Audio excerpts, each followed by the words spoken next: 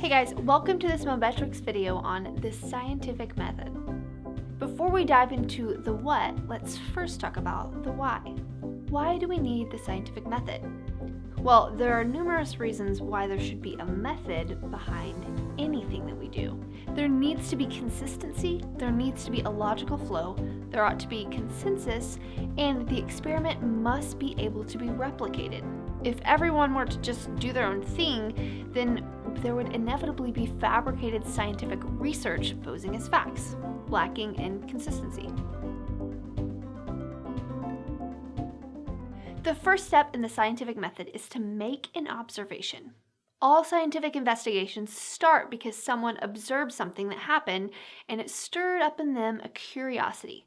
For example, Isaac Newton observed and experienced an apple falling from its tree. It actually hit him on the head, at least as the story goes. This observation eventually led him to ask questions, which leads us to the next step in the scientific process. Ask a question. Questions help us to hone in on the information that is actually worth investigating. A question Isaac Newton probably asked might have been, why do things always fall to the ground and not go up? Naturally, questions beg for an answer, and this takes us to our third step. Propose an answer by developing a hypothesis. Generally, a hypothesis is defined as predicting an answer based on things that you already know, or an educated guess. With our apple falling from a tree problem, Isaac Newton probably had some experience that allowed for him to formulate a hypothesis. Perhaps he had thrown a ball before and picked up on the fact that the ball generally goes in the direction that it's thrown due to the direction of the force. So, when it comes to formulating a hypothesis, you start with what you know. When working to formulate your hypothesis, you ought to use deductive reasoning. This generally takes the form of an if-then statement where you move from a general truth to a specific. Something that is crucial and must be noticed about an if-then statement is that 1, it is testable, and 2, it is refutable. Your hypothesis must contain these two qualities or else it does not follow the scientific method. The fourth step in the scientific method is to conduct an experiment. This is the step where you test your hypothesis. When testing your hypothesis, the experiment must be controlled. You must control every single variable so that you are able to study a single variable. This is where the terms dependent and independent variables come into play. The independent variables are the variables that are controlled by the researcher or experimenter. The dependent variable is the variable that is left untouched by the experimenter and is observed and measured for any change. The other thing that is crucial when controlling the experiment is having a control group and an experimental group. This allows for the researcher to be sure that his results are consistent and not based on chance. The fifth and last step in the scientific method is to observe your data and draw a conclusion. When analyzing the data, you will have collected qualitative and quantitative data. Qualitative data is data that represents information about qualities. For example, the color of a liquid, the smell of a substance, or maybe the softness of skin. These are all examples of qualitative data. Quantitative data, on the other hand, is data that can be measured numerically. For example, the amount of lashes on your eyelid, the height of a tree, or perhaps the time it takes for you to run a mile. These are all examples of quantitative data, or data that can be quantified. As you analyze your data, you have to decide if the data you collected proves or disproves your hypothesis. This is where you draw your conclusion. The conclusion of your experimentation should answer your original question. Hi, and welcome to this review of Newton's first law of motion. In this video, we'll see how it forever changed people's perception of how and why things move. Let's get started. Understanding how and why things move has been the goal of scientists for thousands of years. Over time, calculations and experiments helped pave the way for a deeper understanding of motion, with Galileo Galilei defining the laws of gravity in the 1580s and Johannes Kepler penning his laws of planetary motion in 1618. The basis of our current understanding of motion comes from Sir Isaac Newton's 3 laws of motion, which he established in 1687. In this video, we'll be discussing his first law of motion, also known as the law of inertia. Newton's first law of motion states that an object at rest will stay at rest, and an object in motion will stay in motion unless acted on by a net external force. This statement is much more intuitive than it sounds. One of the key things to remember, though, is that this law is only valid for objects in an inertial reference frame. An inertial reference frame is a frame of reference that is moving at a constant velocity. Let's think of it this way. When you kick a soccer ball and it soars through the air, the soccer ball isn't the only thing that's moving.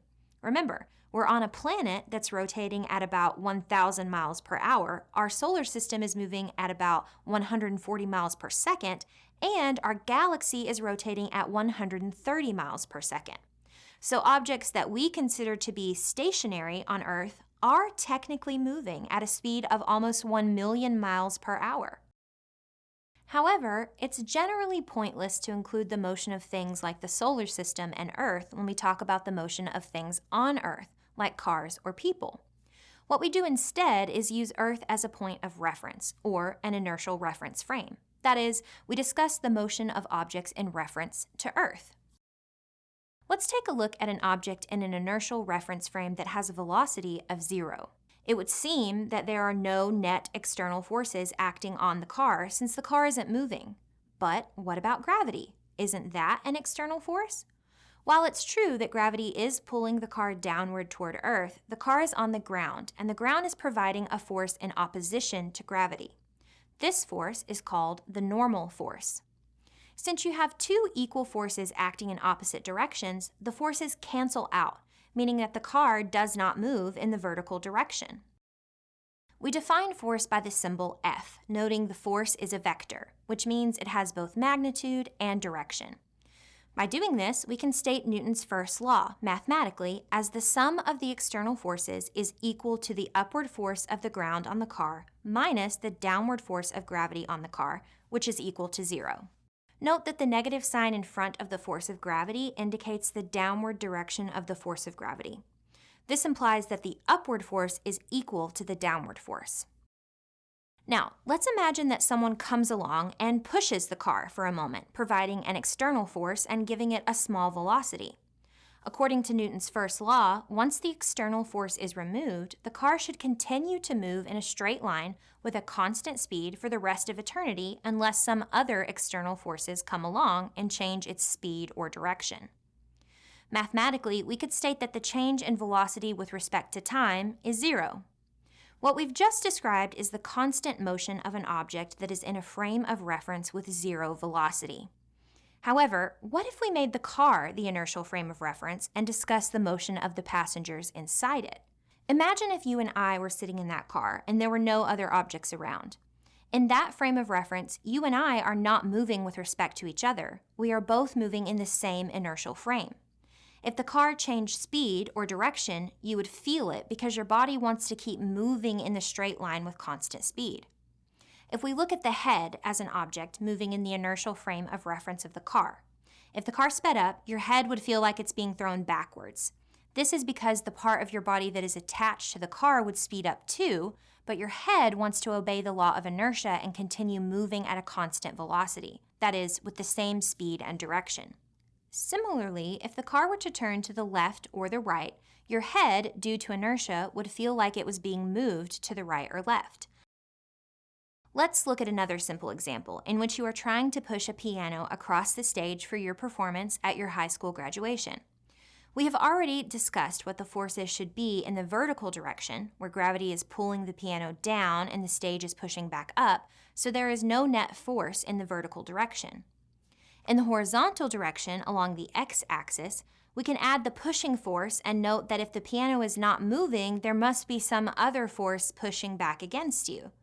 We can see that the resisting force of the piano is really the frictional force between the floor and the wheels of the piano and the friction in the wheel bearings. Since the piano has a constant speed of 0 and no direction, we can state Newton's first law as the sum of the forces is equal to the push force minus the force of the piano. This implies that the positive push force is equal to the negative pull force from the piano. Okay, let's wrap things up with a few review questions. Number 1. Which of the following is the most accurate version of Newton's first law?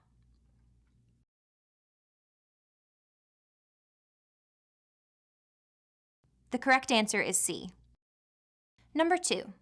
When you throw an object straight up, the object will slow down on its way up, stop for an instant, and then come back down with increasing speed in the opposite direction from its initial trajectory. Which of the following statements most accurately describes why this is the case?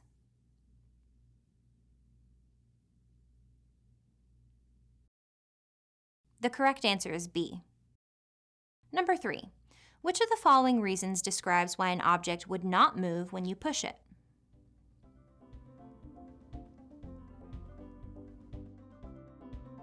The correct answer is D.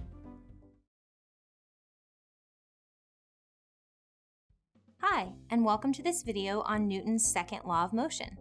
In this video, we will look at Newton's second law, compare it with his first law, and look at a couple of simple, common applications. Let's get started. Newton's second law states the acceleration of an object is directly proportional to the net external force applied, and it is indirectly proportional to its mass. In other words, more force generates more acceleration for a given mass, but more mass means less acceleration from a given force. Newton's second law is generally written in the form of F equals ma, where F is the net external force causing a mass, m, to undergo an acceleration, a. Since m is a positive quantity, the acceleration vector points in the same direction as the net external force vector. Newton's second law can be considered an extension of the first law for the situation where the sum of the net external forces is non-zero. As with Newton's first law, the internal forces are not included, and it can only be applied in an inertial frame of reference. Let's take a look at both a one-dimensional and a two-dimensional example to illustrate some applications of Newton's second law. Let's say you have someone pushing a piano across a stage. In this example, we are interested in the moment when the person pushes the piano with just enough force to get it moving. Let's set up the situation in which the first law holds, that is, the situation of translational equilibrium. The forces in the y direction, as we have seen, are the force of gravity downward and the force of the floor pushing up. In the x direction, we have the push force of the person in the positive x direction and the force of the piano pushing back in the negative x direction. When the person pushes with enough force to overcome the frictional forces resisting motion, the piano goes from a zero velocity to a non-zero velocity, and any change in velocity constitutes an acceleration. Thus, during the time when the velocity is changing, the net external force causes an acceleration, and Newton's second law comes into play. For the sake of completion, let's toss some numbers into our equation to get an idea of the numerical value of the acceleration. Let's say the frictional force between the wheels and the floor is 10 newtons, and the total friction in the bearings of the wheels is 10 newtons. Using Newton's first law for the x direction, we can calculate the net frictional force to determine the minimal force the person must push with. Newton's first law tells us that any pushing force greater than 20 newtons will get the piano moving. While the person may not have made the numerical calculation we did, they intuitively knew they had to push with a force greater than the number we calculated. So let's say they push with a force of 30 newtons and calculate the acceleration using Newton's second law, assuming the piano has a mass of 200 kilograms. Restating Newton's second law as the sum of the external forces in the x direction is equal to the push force minus the force of the piano pushing back, substituting in the values we discussed and solving for the acceleration yields a value of 0.05 meters per second squared for the acceleration. We just used Newton's second law to calculate the acceleration of the piano in one direction given the external forces. Now that we know the acceleration, assuming it is constant based on the constant external forces applied, we could use the equations of motion with constant acceleration to calculate the time of travel and final velocity given the initial velocity and initial and final positions. In fact, given those three equations of motion for constant acceleration, you can find any three unknowns given the other parameters. Let's take a look at a 2D example using Newton's second law. In this example, we will also use a static inertial frame of reference fixed on the origin of our mass. Imagine you're involved in a three-way tug-of-war. Each person is 120 degrees from the other, and the x-axis is lined up with one of the warriors. Imagine, initially, each person pulled with equal force, and there is no motion, so Newton's first law applies. We can use vector math to show the force components from each person in the x and y directions, starting with the person on the right. We can see all of their force is directed in the x direction, so the force in the y direction is 0. The force from person 2 has components in the x and y directions, as shown. Similarly, the force from person 3 must be broken down into its x and y components, as shown. If we state Newton's laws for the three forces, we can see that Newton's first law holds. Let's say that the person aligned with the x-axis impulsively pulls with a force 1.3 times the force of the others. Using Newton's second law, we can calculate the acceleration of the center and the two people on the left. Let's assume that each person has the same mass of 50 kilograms and the rope has negligible mass. The mass of the system is then 150 kilograms. Now, let's say that F is equal to 100 newtons. Substituting those values into the force equation in the x direction and simplifying, we can calculate the acceleration. Intuitively, we know the direction of the acceleration is along the positive x-axis, and Newton's second law gives the quantitative value for the acceleration, which we calculated to be 0.2 meters per second squared. We just saw simple one-dimensional and two-dimensional applications of Newton's second law. When applying these principles to more complex examples, keep in mind that the concepts are the same, but the algebra may be a little more involved. Nonetheless, Newton's laws can be used to calculate the motion of all bodies in space, as long as they are moving in an inertial frame of reference. To wrap things up, let's go over a few review questions. Number 1. True or false? Unlike Newton's first law, Newton's second law is valid for bodies in motion in both inertial and non-inertial frames of reference.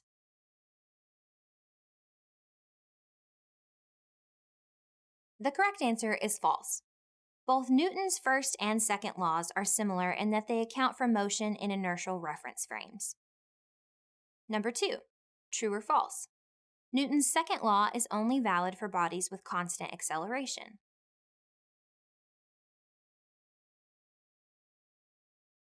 The correct answer is false. Newton's second law can be used to find any acceleration. Number 3. Calculate the acceleration of the body in the diagram given the parameters indicated, assuming the mass is not lifted from the ground. Also calculate the force from the floor.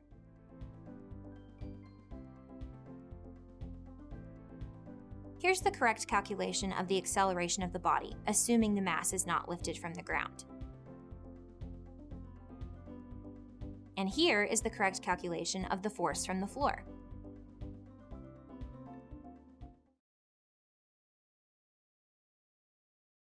Atoms are the building blocks of the universe. They make up everything you see around you. But what makes up an atom? At the very center of an atom is the nucleus, which is made up of small particles called protons and neutrons. Protons are very small, positively charged particles, and neutrons are neutral particles that have no charge. Atoms can have just one proton or they can have multiple. A group of atoms that all have the exact same number of protons are called an element. For example, hydrogen is an element with one proton in the nucleus, and carbon is an element with 6 protons. In general, an atom will have a specific number of neutrons in the nucleus, meaning the atom won't lose or gain any neutrons for a very long time. This is called a stable atom. Usually, a stable atom has an equal number of neutrons and protons, but there are exceptions. To find the mass number of an element, you add the number of protons and neutrons together. So, protons plus neutrons equal mass number. This gives us names like carbon-12 or carbon-14, which are types of carbon atoms used in carbon dating. Orbiting the atom's positively charged center are particles with a negative charge called electrons. The electrons are attracted to the positive nucleus, but they can escape their orbit by an outside force. Atoms have a certain number of electrons orbiting the nucleus. If the number of electrons is equal to the number of protons, the overall electric charge of the atom is neutral. If that atom has more electrons than protons, its charge will be negative.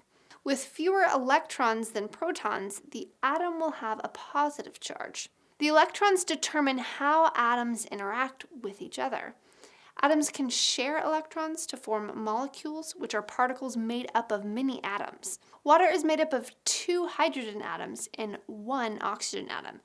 These 3 atoms share electrons. Now that we have talked about the different parts of the atom, let's summarize a few properties of atoms. Atoms have an atomic number, which is the number of protons in the nucleus. The periodic table arranges atoms in increasing atomic number. The charge of an atom is calculated based on the difference between the number of protons in the nucleus and the number of electrons orbiting the nucleus. Here's a quick review. An atom is made up of protons, electrons, and neutrons. The number of electrons will determine how atoms interact with one another and decide if the atom as a whole is positive, negative, or neutral. The mass number of an atom is found by adding together the number of protons and neutrons. And finally, the charge of an atom is determined by the number of protons and electrons in the atom. Before we get to molecules, we need to start with atoms. Atoms are the smallest unit of an element that still maintain the chemical properties of the element. This means that while atoms are made of smaller pieces, protons, neutrons, and electrons, it is the specific combination of those pieces that defines the element. Atoms interact with other atoms to give, take, or share electrons in order to fill their valence shell. When atoms share electrons, they form covalent bonds. The resulting collection of bonded atoms is what we call a molecule. Just like an atom is the smallest unit of an element, a molecule is the smallest unit of a covalent compound. We'll discuss ionic compounds later and consider why these are separate from molecules. Because most covalent bonds are formed between nonmetal elements, molecules are typically made of nonmetals, shown here on the periodic table in yellow. Noble gases are an exception here because they already have a filled valence shell and don't form bonds under standard conditions. Nonmetal elements, with the exception of the noble gases, naturally exist as molecules rather than atoms. For instance, you would rarely encounter an isolated hydrogen atom. Instead, we find hydrogen as a 2-atom or diatomic molecule, H2. Each hydrogen donates its electron to form the covalent bond in H2, thus filling the valence shell of each atom. This lowers the energy of the system and is more stable than 2 isolated hydrogen atoms. Here, we have highlighted the elements that exist as molecules. As we so rarely encounter these elements as single atoms under normal conditions, it's common to refer to the molecular form by the element name. This means that we must use the term atomic when we want to talk about the individual atoms of these elements. For example, if we said that chlorine gas was emitted from the reaction vessel, we would be saying that molecules of Cl2 were being released, not chlorine atoms.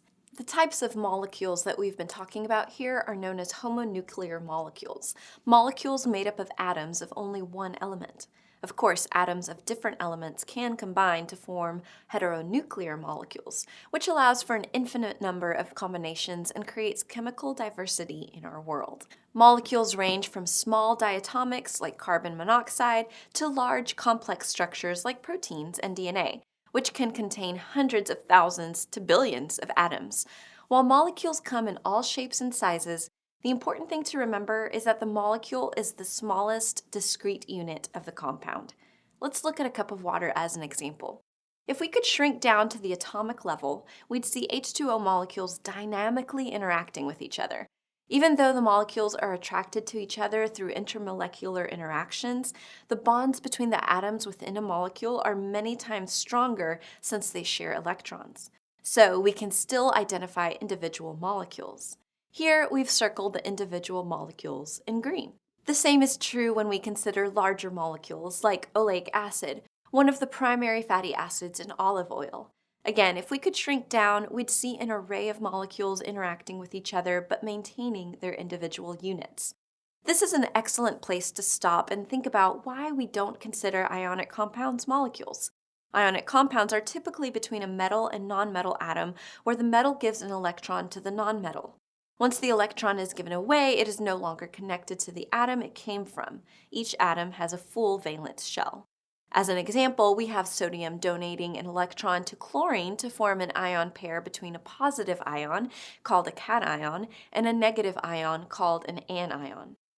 When in solid form, the ions are held together by a strong electrostatic interaction between a positive and a negative charge, called an ionic bond. While it is easy to imagine this happening with just two atoms as a solid, the pairs of ions are arranged in a repeating and continuous crystalline structure. In this form, each sodium ion is surrounded by chlorine ions and is attracted to each equally, and there is no longer any clear distinction of individual pairs. This is one of the reasons we do not consider ionic compounds molecules.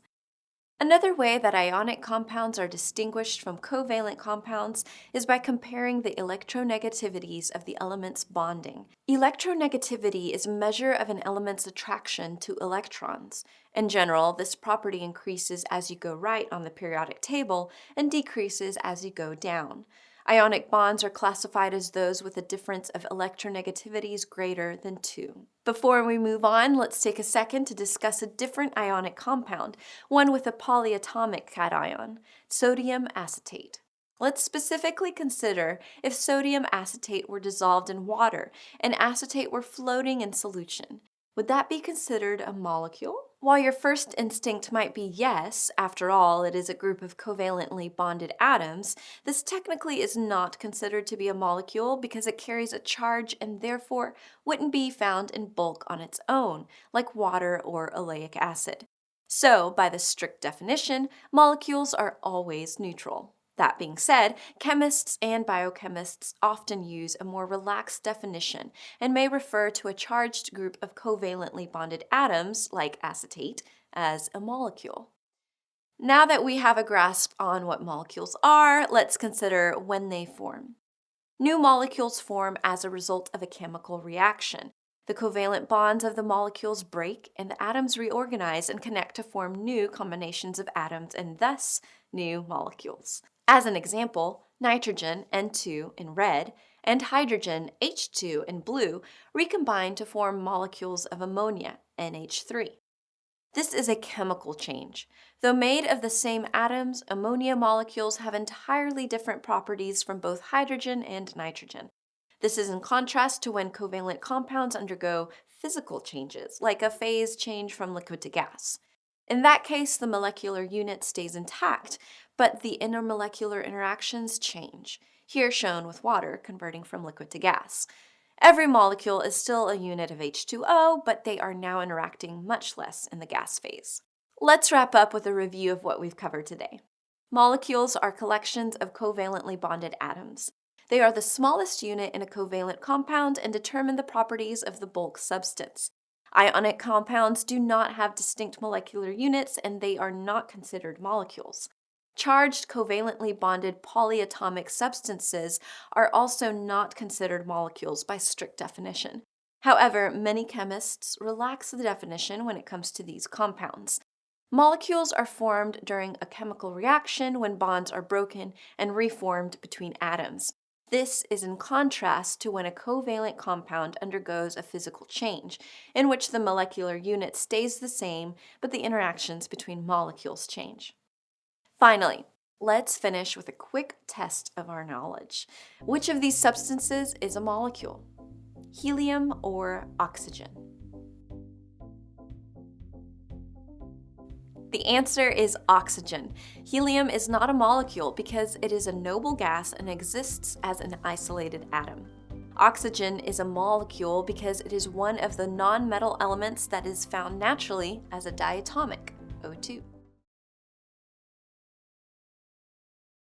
Hey guys, welcome to this Metrics video over chromosomes. Chromosomes are thread-like structures made up of dense DNA strands which contain genetic coding and instruction in a sequential composition of genes. Chromosomes store, replicate, transcribe, and transmit genetic data in our body's cells. Structure of a chromosome. A chromosome's shape and size will vary with the cell's cycle. When in interphase, the chromosomes are not tightly packed, so they are invisible to the human eye. During cell division, the chromatin begins to condense. By the end of prophase, we begin to see well-defined thread-like arrangements materialize called chromonomata. During metaphase and anaphase, the chromonomata start to completely form and compact together and begin configuring into structures of chromatids. This cycle of variation in size and shape of the chromosomes during a cell's cycle is referred to as chromosomal cycle. The formation of chromosomes is most clearly observed at metaphase and anaphase, and the reason is because that is when the chromosomes are the most compact or dense, which makes them easier to see.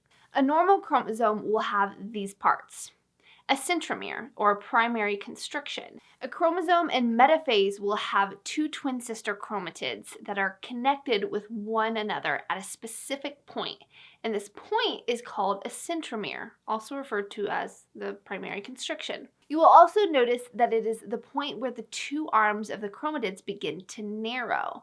In anaphase, the centromere separates the sister chromatids into two distinct anaphasic chromosomes. Consequently, an anaphase chromosome is really just a metaphase chromosome cut in half. The narrow structures extending from the centromere are referred to as arms. Therefore, a chromosome in metaphase will have 4 arms, while anaphase chromosomes will only have 2 arms. If a chromosome's 2 arms are equal, it is referred to as an isobrachial chromosome, and if the 2 arms are unequal in length, it is referred to as a heterobrachial chromosome. If a chromosome has arms that are not equal, then the shorter arm is classified as P, and the longer arm is classified as Q. Chromosomes are given 4 different names based upon the position of the centromere. 1. Telecentric. This means that the centromere is at the very end of the arm of the chromatid. However, you will not see this in humans. 2. Acrocentric. Acrocentric refers to a chromosome with its centromere placed closer to the terminal of one end of the arm, resulting in chromosome arms of different sizes. 3. Submetacentric. Submetacentric refers to a chromosome whose centromere is located near the middle, but not directly, so that the arms are still unequal in length. A metacentric chromosome is a chromosome with a centromere that is located in the middle, with 2 seemingly equal chromosomal arms. The surface of a centromere bears a specialized multi-protein complex called kinetochore, to which spindle fibers or microtubules attach. The centromere of a metaphase chromosome contains 2 kinetochores facing in opposite direction. Secondary constrictions. Besides centromere, a chromosome may have 1 or more secondary constrictions. The part of a chromosome beyond secondary constriction is called a satellite, which remains attached to the main part of chromosomes by a thread of chromatin. The chromosomes having satellite is called sat chromosome. There are 2 types of secondary constrictions, NOR and joint. They're always constant in their positions and often used as markers. The NOR, or NOR, nuclear organizer region, are specialized to produce nucleolus and rRNA. The joints sometimes develop due to breaking and fusion of chromosome segments. A telomere is a short repeated DNA sequence complexed with proteins. They are synthesized separately and later add to the chromosomal tips. The telomeres help in various ways. 1, they provide stability by preventing infusions of chromosomes. 2, they act as initiators of synapsis. 3, they help in the shortening of telomeres, causing senescence and aging. Chromomeres. Sometimes along the entire length of interphase, chromosomes appear beaded due to accumulation of chromatin. These bead-like structures are called chromomeres. At metaphase, the chromomeres are tightly coiled and are no longer visible. Types of eukaryotic chromosomes. 1. A chromosomes. A chromosomes are the normal invariant set of chromosomes which are diagnostic of the species. B chromosomes are extra chromosomes, mostly heterochromatic. smaller than normal chromosomes and exhibit slower replication. They don't take part in mitosis, segregate randomly, and don't affect phenotype, though may cause a decrease in vigor. These are not homologous with any of the normal chromosomes. They derive from autosomes, cause deleterious effects in animals and plants, and affect fertility when present in large amounts. Functions of chromosomes. Chromosomes contain hereditary information in the form of genes and act as a hereditary vehicle. They control division, growth, metabolism, and differentiation in a cell. The ploidy of chromosomes determines the expression of gametophyte or sporophyte generation. Sex chromosomes determine the sex of the individual. Crossover and aberrations of chromosomes introduce variation in population. Chromosomes transmit hereditary information from generation to generation. Hi, and welcome to this video on mitosis. The cell cycle is continuous and occurs so that cells can grow, regenerate, or repair themselves. Mitosis is one of the specific stages of the cell cycle where cells prepare to divide. In order to do this successfully, cells must evenly split their genetic material, or DNA, between each cell. Mitosis only occurs in somatic cells, meaning all the cells in your body except for sex cells. It's important to remember that before cells undergo mitosis, they replicate their genetic material so that each daughter cell has the same genetic material as the parent cell. Let's take a second to talk about chromosomes. Chromosomes are condensed strands of DNA. They're divided into two sister chromatids held together by their centromere. However, as we'll see next, DNA is only organized like this for certain parts of the mitotic process. So, to make this simpler, we divide mitosis into 4 phases that happen in the following order: prophase, metaphase, anaphase, and telophase, or PMAT if that helps you remember. Let's look at this a little closer. We start with a somatic cell, since that's the kind of cell that will undergo mitosis. Our cell is a human diploid cell, which means it has 2 sets of chromosomes, one set of 23 from our mother and one set of 23 from our father. This is true for all somatic cells in our body. Sometimes you'll see the shorthand for diploid as 2N. In order to maintain the number of chromosomes in our cells, the cell replicates its DNA before mitosis. So let's remember this as we look at the rest of the phases. During prophase, the cell's nuclear membrane dissolves and the chromosomes start to condense.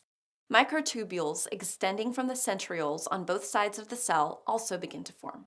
Together, they form a spindle apparatus called the centrosome that will eventually help move the chromosomes into place.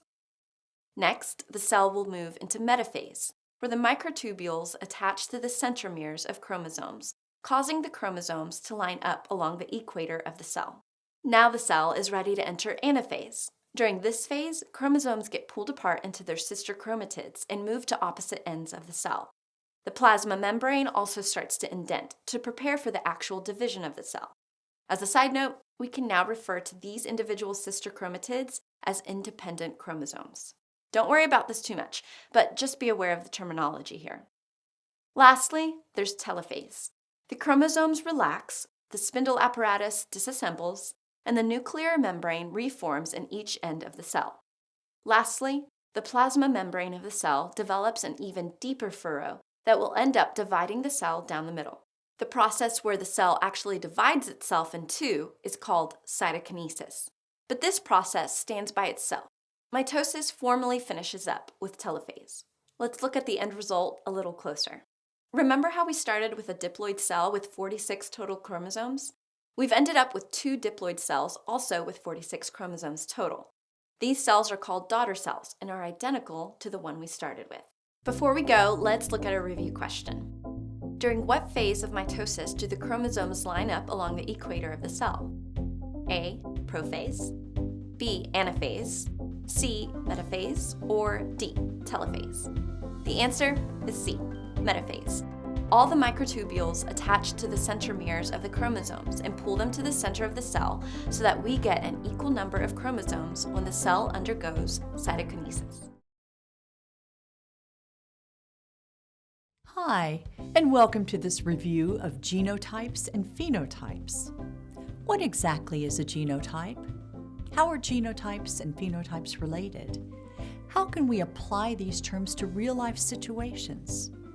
In this video, we're going to answer all those questions. We'll compare and contrast genotypes and phenotypes to help us understand what purpose they serve in the world of genetics. Before we can fully understand genotypes and phenotypes, we first have to understand alleles.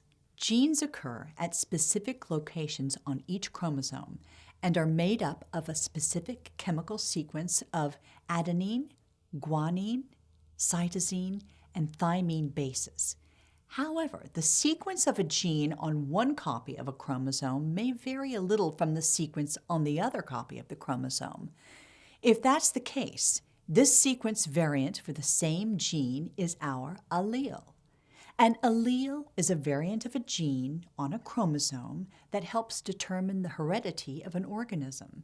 Since we have two copies of each gene, one from mom and one from dad, that means that all somatic cells have two alleles for each trait. Together, these two alleles determine the trait you inherit. Let's take height, for example. Although there are a few different factors that contribute to height, we'll keep it simple and say someone can be either tall or short. Let's say the gene that codes for height on one chromosome has a sequence that reads like this: ACGTC. Let's say this allele codes for tall. The gene that codes for height on the other chromosome has a sequence that reads AGGTC. This allele codes for short. Again, because the gene is slightly varied, one sequence has a cytosine as the second base, while the other has a guanine, this is considered an allele. We can assign arbitrary upper and lowercase letters to our alleles to keep them organized. Let's keep it simple and go with a capital T for tall and a lowercase t for short, like this. So we can have the same gene coding for the same trait on both chromosomes, but the sequence variant, or allele, is what produces different phenotypes. Therefore, a phenotype is the physical trait that is determined by the present alleles. Phenotypes help us observe and analyze genetic mutations, especially when we are thinking about an experiment to track inheritance of a trait. If we want to know if the dumpy wing trait will appear in the offspring of a male and female fruit fly, all we have to do is look for this trait in their progeny. Sometimes just seeing the phenotype isn't enough. Maybe we want to know the exact allele pairing that caused that trait. This is where the genotype comes in. A genotype is the allele pairing inherited for a particular gene that produces a specific phenotype. In reality, genotype refers to all the genes in an organism, and the phenotype refers to all observable traits of an organism. But in practice, they're usually used to refer to a single gene in question. Now let's bring everything together and look at how genotypes and phenotypes actually affect inheritance. Remember that being a diploid organism means you don't have just one copy of an allele to contend with, you have two. Different combinations of those two alleles are what lead to the observable phenotype, or trait.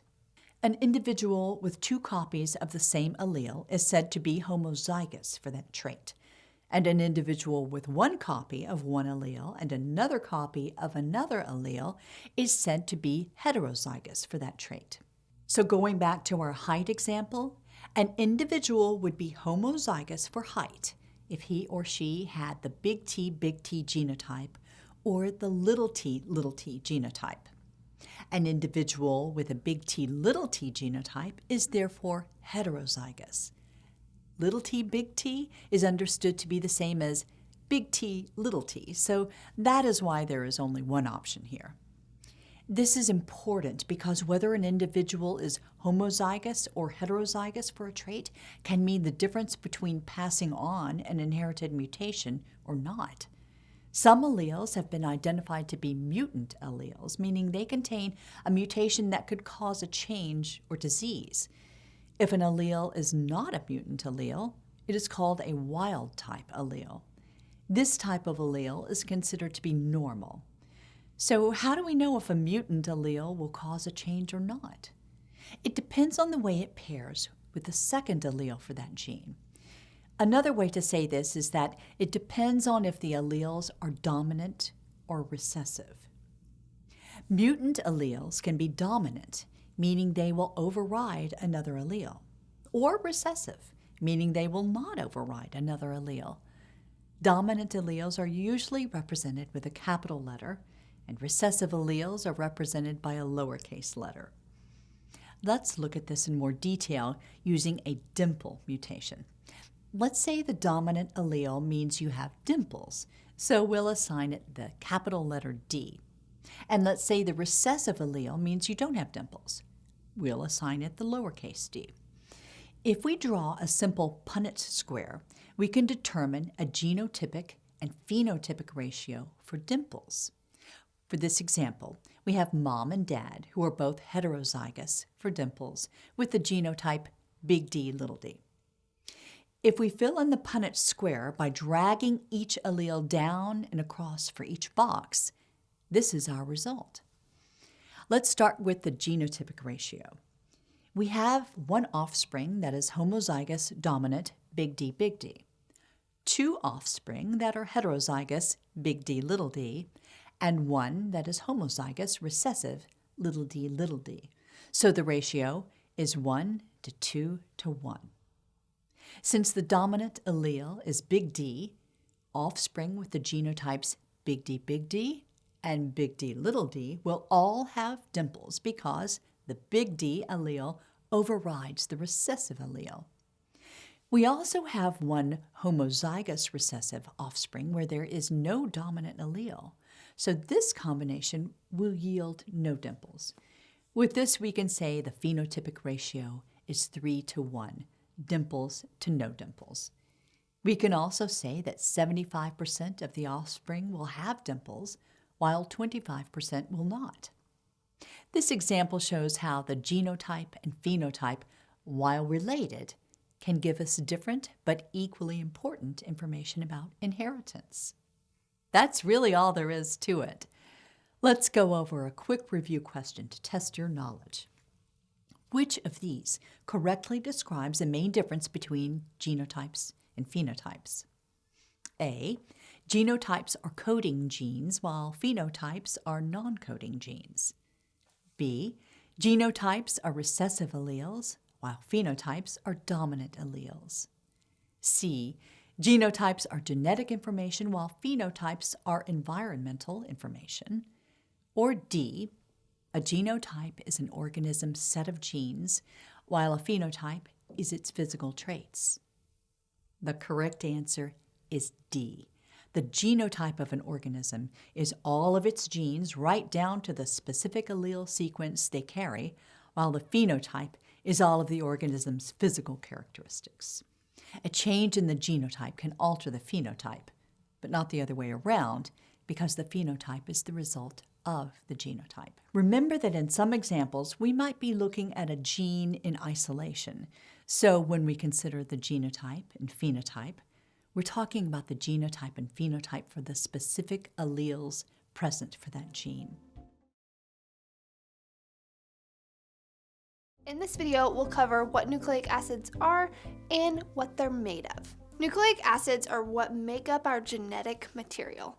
To know how and why they go together to form structures like the famed DNA double-strand helix, it helps to understand their shape and what goes into them.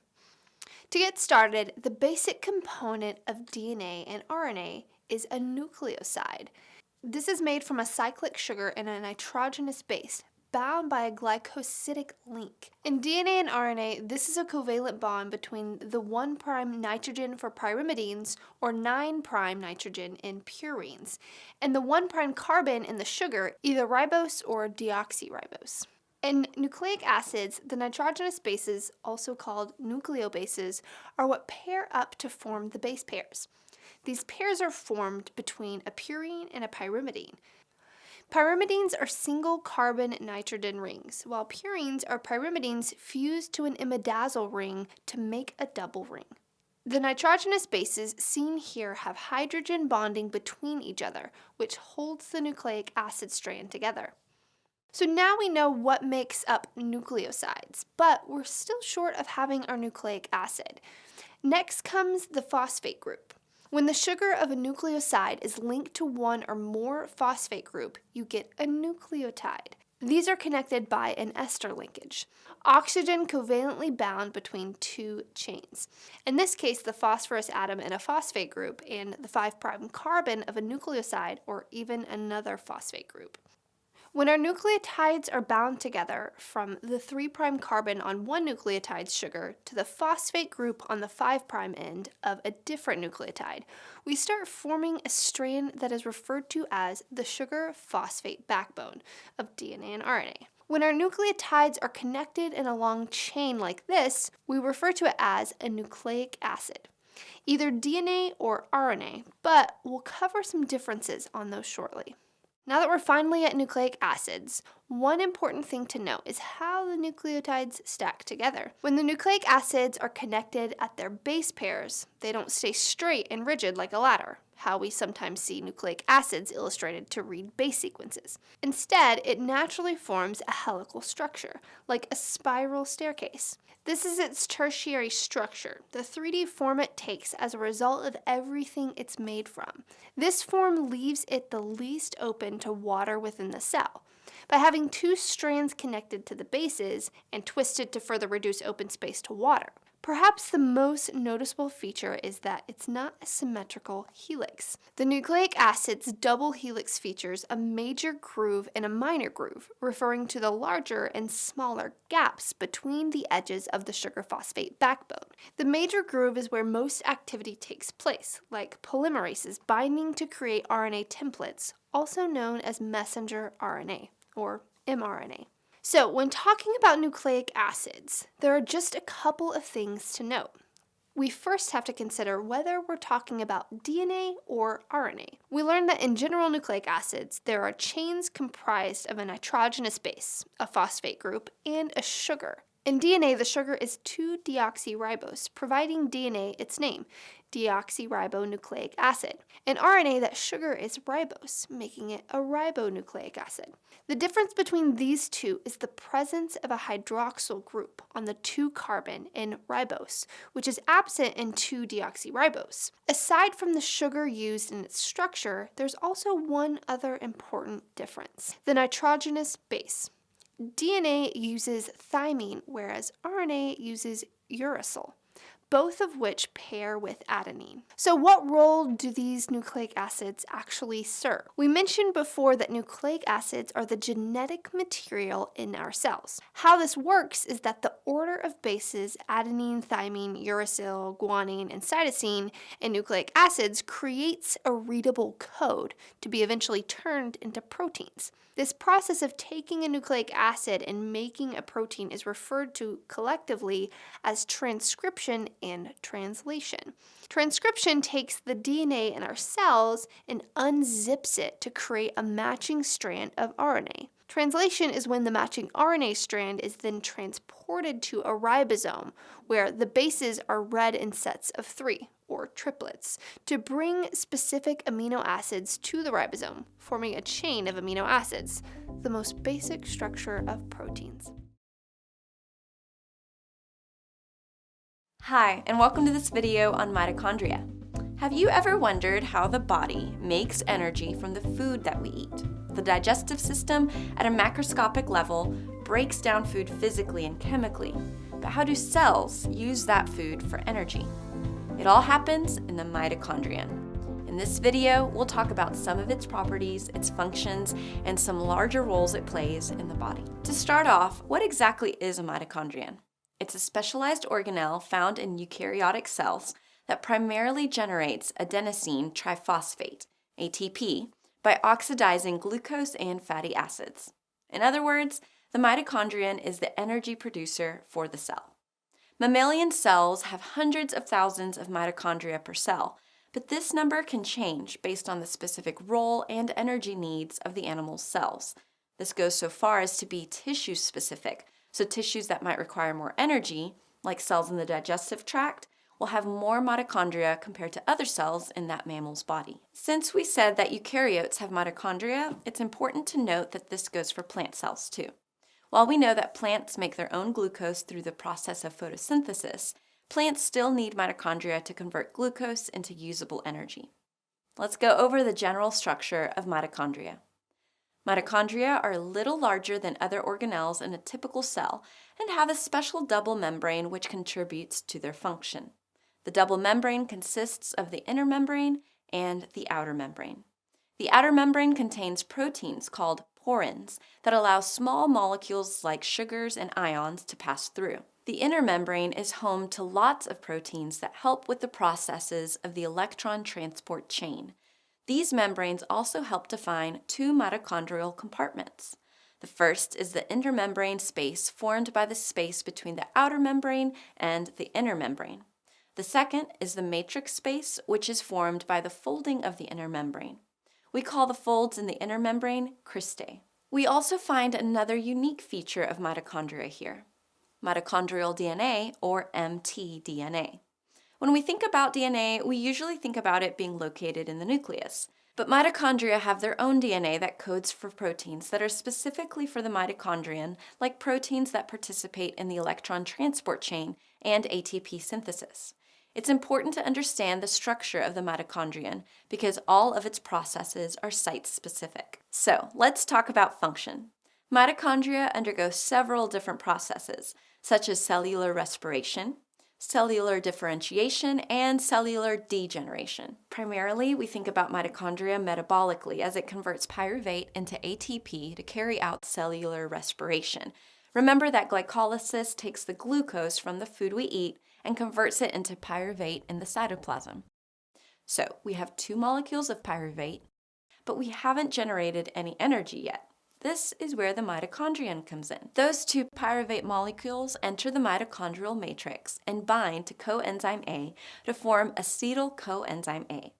The acetyl CoA is now ready to enter into the citric acid cycle, or the Krebs cycle, as it's sometimes called. This cycle occurs in the inner membrane space. Acetyl CoA undergoes a series of oxidation-reduction reactions with NAD+ and FAD to form NADH and FADH2, respectively. Now we're entering the last two stages of the metabolic process, known collectively as oxidative phosphorylation, because the molecules involved are oxidized and phosphorylated. The first stage is known as the electron transport chain. The electron transport chain is made up of a series of transmembrane proteins in the inner membrane that will transfer the electrons stored in NADH and FADH2 to the inner membrane space to generate a proton motive force needed by ATP synthase in the last stage of the process. Also remember that cellular respiration is an aerobic process because the electron transport chain requires oxygen, specifically to reduce it to H2O. The final stage of oxidative phosphorylation is known as chemiosmosis. The protein complex known as ATP synthase uses the stored energy from the proton motive force to generate ATP molecules. Mitochondria can also oxidize fatty acids to generate the ATP in a similar way. So in the end, this is how mitochondria contribute to the production of cell energy. New research has suggested that mitochondria also have a role in stem cell differentiation. Like we said in our discussion of the mitochondria's metabolic functions, the inner membrane and the matrix are home to lots of proteins that contribute to the organelle's function. We've recently found that certain proteins are present at a higher level in the mitochondrial membranes of pluripotent stem cells. These types of stem cells have the capacity to differentiate or change into a variety of final cell forms. For example, pluripotent stem cells have a higher amount of a protein called uncoupling protein 2. This protein increases the metabolic rate of the organelle, or in other words, increases the rate of glycolysis. However, as those pluripotent stem cells begin differentiating into other cells, uncoupling protein 2 levels decrease, causing energy metabolism to slow down. The state of the stem cell, such as whether or not it's differentiating, determines the amount of uncoupling protein 2 present. Research has also suggested that the shape and state of mitochondria can vary. Remember when we were discussing oxidative phosphorylation, which is what we call the last two stages of metabolism combined? Well-developed, elongated mitochondria have been found to predominantly undergo oxidative phosphorylation, while energy production via glycolysis occurs with mitochondria that are more spherical in shape. The shape of mitochondria also indicates the age or maturity of the organelle. Elongated is mature. When specialized, mature cells are returned to pluripotent stem cells, or reprogrammed, and the mitochondria become elongated. After cells are redifferentiated, mitochondria shift to the immature spherical state. When a cell is under stress of some kind, whether it's environmental stress, DNA damage, or if it's been subject to reactive oxygen species, abbreviated ROS, cells will undergo a kind of controlled cell death called apoptosis. This programmed cell death is highly regulated by mitochondria in mammals. There are a couple of proteins we need to keep in mind here: BCL2 and cytochrome C, abbreviated CytC. Both of these proteins are involved in the signaling pathway to cause a cell to die, and both are located within mitochondria. BCL2 proteins are located in the outer mitochondrial membrane and begin the apoptotic process. Normally, BCL2 is responsible for maintaining the outer mitochondrial membrane and keeping it impermeable to cytochrome C.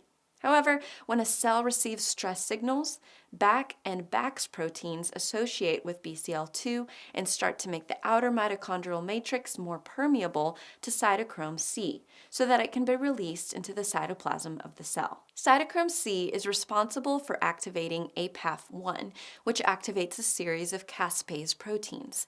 These caspases are proteases, meaning they will degrade proteins and cause the cell to lose its integrity. Okay, now that we've gone over what a mitochondrion is and what it does, let's look at a review question to see what you remember. Which of the following are properties of mitochondria? A. They have a double membrane. B. They participate in cell differentiation. C. They regulate apoptosis. D. They undergo glycolysis and oxidative phosphorylation. Or E. All of the above. The answer is E. All of the above. Hi, and welcome to this review of homologous and analogous structures. Today we'll be talking about the properties of these structures by going through a couple of examples and seeing how each property applies to organisms in real life. Let's get started. When comparing homologous structures, we are comparing the anatomy of one part of an organism to another and finding it to be structurally similar but functionally may be different. Let's compare a couple of tetrapods, specifically a human arm and a cat arm. Both the human arm and the cat arm have a single bone in the upper arm, which we call the humerus, followed by two bones in the forearm, the radius on the more medial side and the ulna on the more lateral side. Both arms also have a common wrist structure, followed by a grouping of metacarpals and phalanges. All of these structures are similar. However, these structures do not have the same function. Cats are quadrupeds that use their arms for walking and maybe a little climbing and hunting for outdoor cats. Humans, on the other hand, use their arms and hands for gross motor movement like grabbing, hugging, and lifting, as well as fine motor movement like using tools or even communicating. A whale flipper and a batwing are also homologous structures in the same sense as a human arm and a cat arm with a humerus, radius, and ulna, and so on. But the whale's arm is actually a flipper that it uses to swim, while the bat uses its wing to fly. What's the significance of all of this? Well, some evolutionary biologists use homologous structures as evidence for divergent evolution. The hypothesis stands that if two structures have similar morphology, but are used for different purposes, both organisms have evolved from the same origin or are derived from a common ancestor. This can be further tested by comparing the results of gene sequencing. Actually, if we break down the word, the prefix homo means the same, referring to the common ancestry. This can be helpful to remember. Now let's look at analogous structures. Analogous structures have different morphology, which means they are different in structure but have similar function.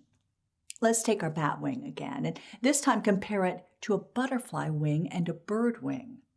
The bone structure of the bat wing is closer to the bone structure of a human arm than it is to a bird wing. Bird wings have a single humerus that branches into a radius and ulna, but birds don't really have a wrist complex or distinct metacarpals or phalanges.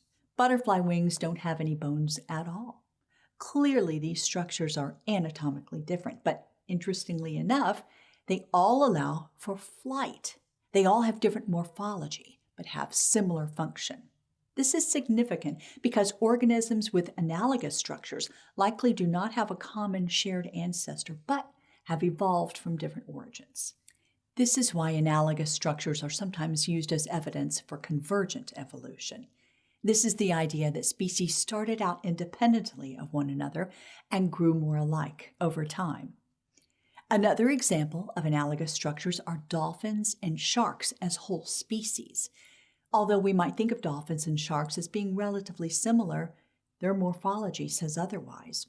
Dolphins are mammals that have live births and have fins with a homologous structure to human arms. Sharks are fish that lay eggs and have fins with a different bone structure than what is found in dolphins and humans. Dolphins use echolocation to hunt and communicate, while sharks have heightened olfactory senses for sniffing out the blood of their prey. However different dolphins and sharks are structurally and physiologically, they have evolved to be similar in function.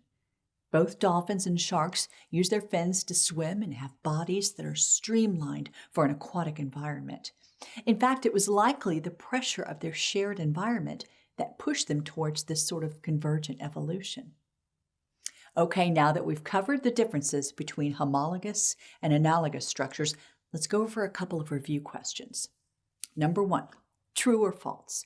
Structures that have different morphology but similar functions are homologous. The correct answer is false. This is a description of analogous structures. Homologous structures have similar morphology but have different functions. Number 2, true or false? Organisms with analogous structures did not come from shared ancestors. The correct answer is true. Homologous structures occur in organisms that are derived from a common ancestor, while analogous structures do not. That's all for this review. Thanks for watching and happy studying.